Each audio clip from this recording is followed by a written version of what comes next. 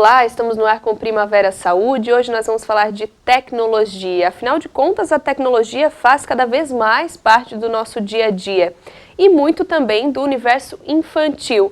Alguns tempos atrás, as crianças se entretinham com a televisão e hoje esse universo está ainda maior com tablets, smartphones, videogames e também a própria televisão, né? E por que não? Hoje nós vamos falar sobre isso. O nosso tema de hoje é tecnologia na infância. Para isso eu recebo o neuropediatra, Dr. Jaime Lin. Seja bem-vindo, doutor. Muito obrigado, eu queria agradecer a oportunidade, agradecer o convite. É um enorme prazer estar aqui falando sobre o assunto. Bom, doutor, falando de tecnologia é um caminho sem volta, né? É inevitável, né? O que falaste na introdução é uma realidade. Na década de 70, as crianças tinham o primeiro contato com a televisão por volta dos 4 anos de idade. Hoje em dia, estudos mostram que a partir dos 4 meses, as crianças já têm um contato diário com telas. E quando a gente fala em telas, a gente fala televisão, computador, tablet, smartphones e assim por diante. Então, está cada vez mais precoce a inserção das crianças nesse mundo tecnológico. Quando a criança começa já a ter essa resposta aos estímulos, já é introduzida a tecnologia. Ah, com certeza. Hoje em dia, praticamente, a criança nasceu, recém-nascida, já tem contato com telas, né? Agora, para muitos pais, a tecnologia é um aliado, né? Acaba auxiliando aí para o dia a dia corrido, a mãe está cuidando da alimentação, enfim, deixa a criança com tablet. Mas a tecnologia, ela é realmente aliada ou em alguns momentos ela pode atrapalhar? Então, isso é um fato bastante importante, né? A gente percebe que hoje em dia, de 0 a 4 anos de idade, 92% das crianças já têm contato permanente com telas e cerca de 75% das crianças entre 0 e 4 anos de idade têm o seu próprio celular. Esse foi um dado que eu li recentemente e achei bastante assustador, né? Porque imagina a idade que a gente tinha quando a gente comprou o nosso primeiro celular, né? Então, a gente precisa analisar com muito cuidado como essas crianças pequenas estão usando essas tecnologias, né? Então, claro, existe um fato da co-visualização, então quando os pais assistem um programa com a televisão, estimulando a criança junto, trazendo à tona discussões, mostrando imagens desde muito pequeno, isso pode ser muito vantajoso. Existem estudos mostrando que a coparticipação dos pais junto com a criança e junto com a tecnologia pode ser efetivamente um aliado no desenvolvimento de relações interpessoais entre pais e filhos. O problema que a gente vê agora é que existe muito de uma televisão como um pano de fundo, onde muitos pais admitem deixar a televisão constantemente ligada dentro de casa, como um pano de fundo mesmo. E estudos mostram pra gente que isso diminui o tempo de interação entre as crianças e os pais, diminui o tempo das brincadeiras das crianças, porque elas estão brincando, se distraem com algum barulho, algum som, alguma imagem, e isso tem, de alguma forma, prejudicado até mesmo o desenvolvimento das inter-relações sociais entre pais e filhos, né? No que isso influencia, né, no desenvolvimento da criança? Até no desenvolvimento neurológico, de repente, essa falta de interação com os pais também nesse momento? Faz parte e é fundamental que a criança interaja com os pais, porque através de modelos, através do pai, da fala dos pais e da conversa com os pais, isso molda, isso desenvolve a linguagem das crianças. Estudos mostram pra gente que crianças que são expostas muito precocemente a tecnologias ou permanentemente expostas a essas tecnologias têm um atraso na aquisição da fala e da linguagem. Então, a Sociedade Americana de Pediatria já preconiza que crianças abaixo de 2 anos de idade não devam ter contato com nenhuma tela, seja televisão, seja videogame, seja celular ou tablet, então que elas não tenham contato, para que os pais possam sentar com as crianças, ler um livro junto com as crianças ou interagir no dia a dia através de brincadeiras, através da interação. Estudos mostram pra gente que quando a televisão está desligada, os pais falam mais com os filhos do que quando a televisão está ligada, isso é um fato. Agora, o doutor falou que o ideal seria que até os 2 anos não se use, né? Para quem já está usando a tecnologia, dá para tirar completamente? Porque é difícil também para a criança já se acostumou com o uso da tecnologia, né? Sim, definitivamente voltar atrás é um dos pontos mais difíceis. E a gente sempre tenta negociar com os pais, a gente sempre tenta apresentar esses dados para os pais e a gente sempre tenta falar para eles a respeito da necessidade de tentar pelo menos diminuir o tempo. Ou tentar substituir esse tempo que era dedicado a essas tecnologias para algo que seja mais lúdico, que seja mais associado à interação entre pais e filhos, né, que seja alguma atividade. Ou que, se for inevitável que a criança utilize essas tecnologias, que pelo menos os pais a utilizem junto com os filhos. Infelizmente, o que a gente vê muito hoje em dia é o pai com o seu celular à mão fazendo o que ele precisa fazer, enquanto a criança fica com o seu próprio tablet, o seu próprio celular ou com a televisão ligada, fazendo outras atividades de forma, às vezes, muito passiva, né? Então, isso seria o mais prejudicial. Muitas vezes a gente vê os pais falando, mas ele ou ela, enfim, né, a criança só para se estiver assistindo determinado desenho, enfim. O que atrai a criança? O que faz com que a criança seja atraída pela tecnologia? É o desenho em si ou é justamente esse momento de entretenimento?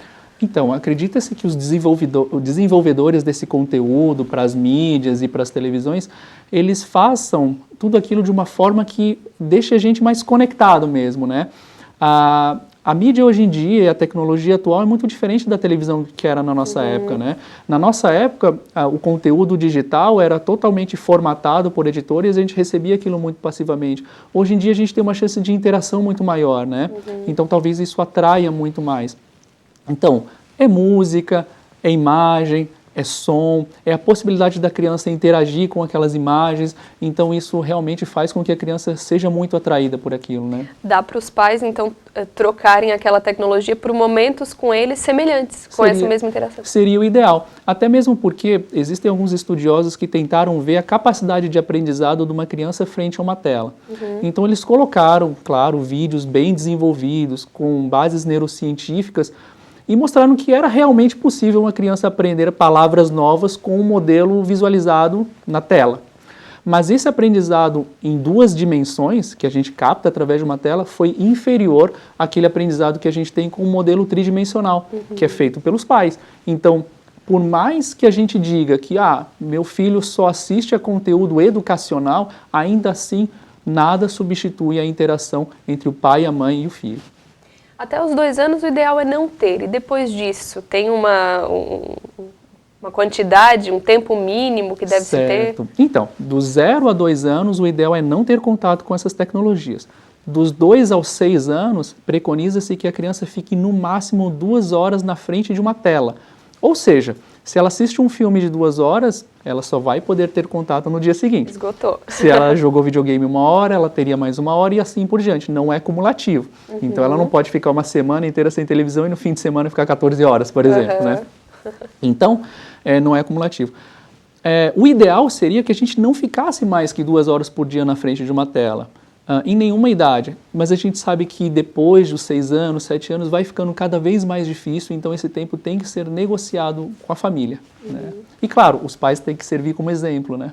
E se conseguir ter essas 2, 4 horas com os pais do lado, também seria o ideal? Isso, seria o ideal principalmente porque quanto maior é a criança, fica mais importante que os pais supervisionem muito bem o conteúdo que aquela criança está tendo contato, especialmente na adolescência, né, na faixa etária escolar, porque é muito perigoso o conteúdo a qual a criança está tendo acesso. Então, por mais que você tenha um limite do tempo de visualização dessas telas, o ideal é que essa mídia, que o computador, que o tablet seja visualizado apenas num ambiente familiar em que os pais possam ter contato e acesso ao que a criança está vendo. Então ela jamais deve ter, por exemplo, um computador no quarto.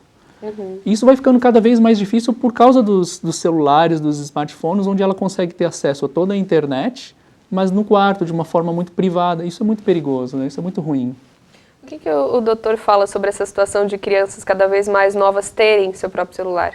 Então, quando a gente fala sobre esses perigos a respeito do contato e do conteúdo a qual essas crianças têm tido acesso, esses dados são totalmente americanos porque eles fazem esse tipo de pesquisa estatística. E é estarrecedor o fato de que adolescentes do sexo feminino, de 0 a 19 anos, 12 a 20% já admitiram terem trocado mensagens com conteúdo sexual ou com imagens com conteúdo sexual. Então, isso é muito danoso, isso abre portas para grandes ameaças ou perigos que a gente tem visto hoje em dia, né? Então, isso realmente é bem ruim, levanta uma outra preocupação. Sim, a preocupação do mundo moderno é bem grande, né? Doutor, são duas situações em que os pais acabam usando muito a tecnologia para as crianças. Uma é durante a alimentação, né, para fazer com que ela fique paradinha ali comendo, e outra antes de dormir, justamente para acalmá-la também. Essas duas situações dá para abrir uma exceção ou também é preocupante? Então, é preocupante porque, do mesmo jeito, o uso dessas tecnologias tem estado associado ao aumento de obesidade e dificuldades de sono, em todas as faixas etárias. Acredita-se que quando a criança se alimente na frente de uma televisão, ela não esteja mais apta a reconhecer os sinais que o corpo dá de saciedade, fazendo com que ela se alimente mais. E outro tanto, quando ela se envolve com a tecnologia, com videogame, com televisão, ela não presta muita atenção nas escolhas alimentares. Então, geralmente, ela come o que ela gosta, geralmente come bobagem na frente da televisão, come mais, então isso está associado a altos índices de obesidade e diminuição na prática de atividade física. E durante o sono, realmente, isso em todas as faixas etárias, a luminosidade da tela tem estado relacionado com dificuldades de sono. Então, assistir TV ou mexer no celular antes de dormir tem que cortar da rotina. Então, o ideal é não ter televisão no quarto, o ideal é não dormir com o celular do lado, e isso é uma coisa que a gente faz como adultos, né? Constantemente a gente está antes de dormir checando se a gente recebeu alguma mensagem, checando nossos e-mails, colocando o celular na cabeceira da cama. Isso prejudica muito o sono porque torna o sono muito fragmentado. Ou seja, a pessoa fica tensa achando que pode estar recebendo uma mensagem, acorda de vez em quando para ver se chegou alguma mensagem, fazendo com que o sono fique muito fragmentado. Além disso, a luminosidade na tela ela pode prejudicar a liberação de hormônios muito importantes para o ciclo sono e vigília. Então, isso tem prejudicado muito o sono, tem aumentado muito as chances de distúrbios do sono, especialmente porque a luminosidade artificial tem sido uma constante, né? Com certeza. Doutor, vamos dar uma pausa rapidamente, a gente vai para o intervalo, daqui a pouco a gente volta falando mais sobre tecnologia na infância.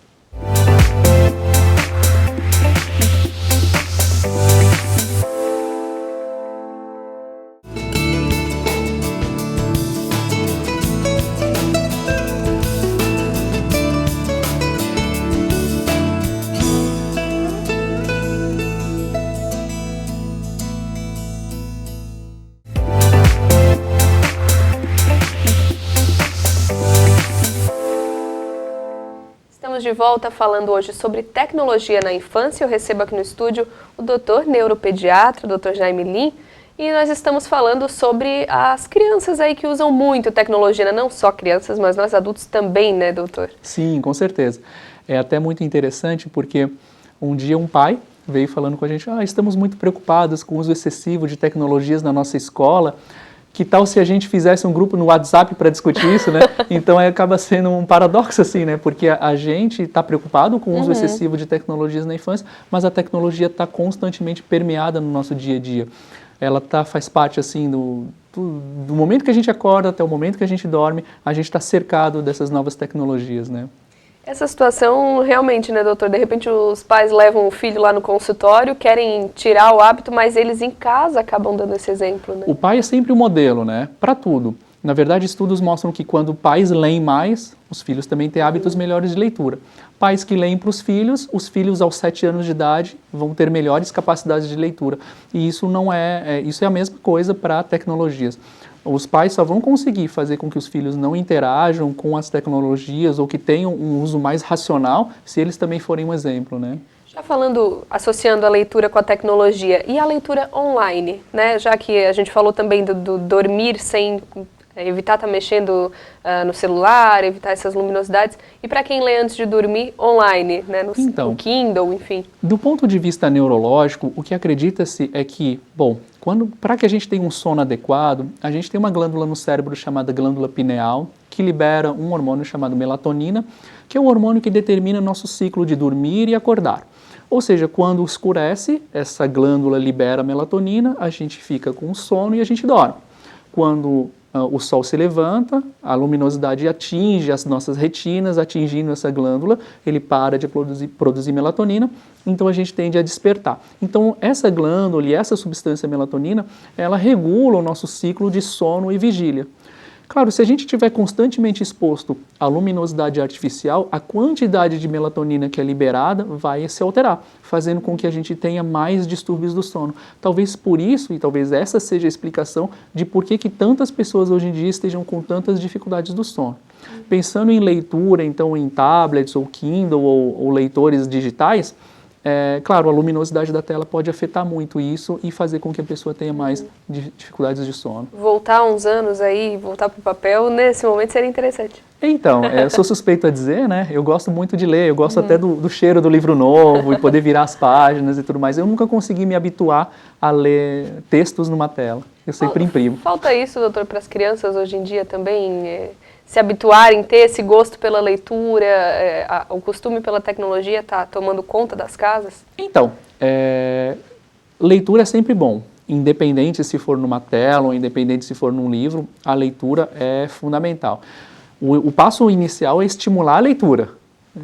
Se é através da tecnologia, que é um ótimo aliado, se é através dos livros mais tradicionais, a gente ainda não consegue dizer que um é melhor que o outro. Ler é sempre o mais importante. Que a tecnologia seja porta de entrada para que as pessoas se interessem mais até mesmo pelo livro físico. Então isso seria a parte ideal. Mas existem estudos muito interessantes mostrando que voltar a escrever à mão parece ser muito importante, porque isso desenvolve várias habilidades que vão ser importantes para o desenvolvimento da aprendizagem da criança.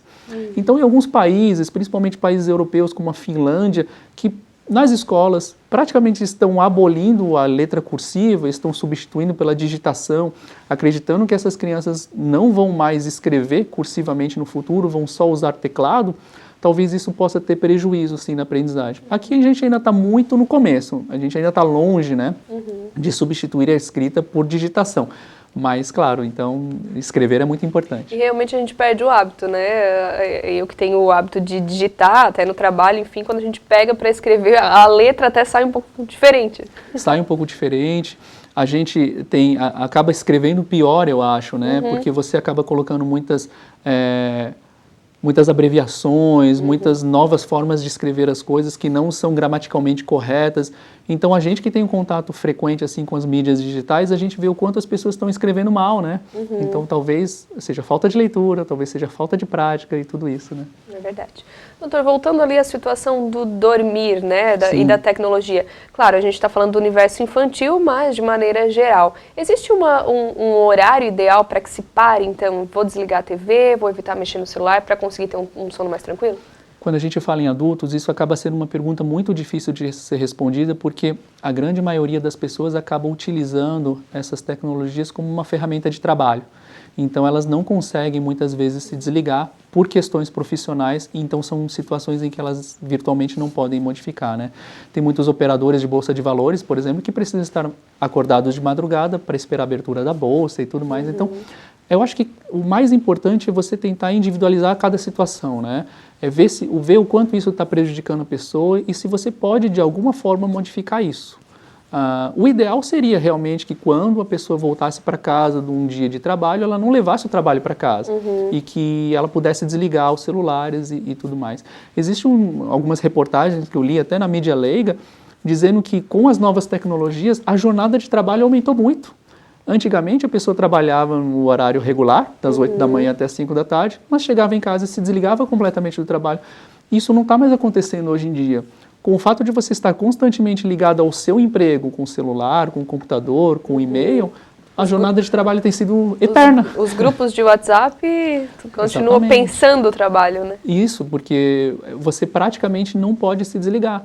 E antigamente, quando você tentava ligar para um funcionário, por exemplo, e não o encontrava, você esperava um outro momento, ligava. Hoje em dia é praticamente inadmissível que você não consiga uma resposta imediata, né? Sim. Você manda uma mensagem, você quer que a pessoa responda imediatamente, você fica nervoso se não responde, e as pessoas veem, visualizou, mas não respondeu. Então, tem criado bastante dificuldades hoje em dia, né? Como preparar a criança para isso, né? Já que hoje a gente vive num mundo tão de respostas instantâneas, de interatividade instantânea, como vai ser daqui a uns 10 anos, quando essa criança virar adulta? Alguns pais falam, né? Não, eu preciso expor a minha criança o quanto mais precocemente possível às novas tecnologias para que ela não fique atrás. Eu não acredito muito nisso, não, né?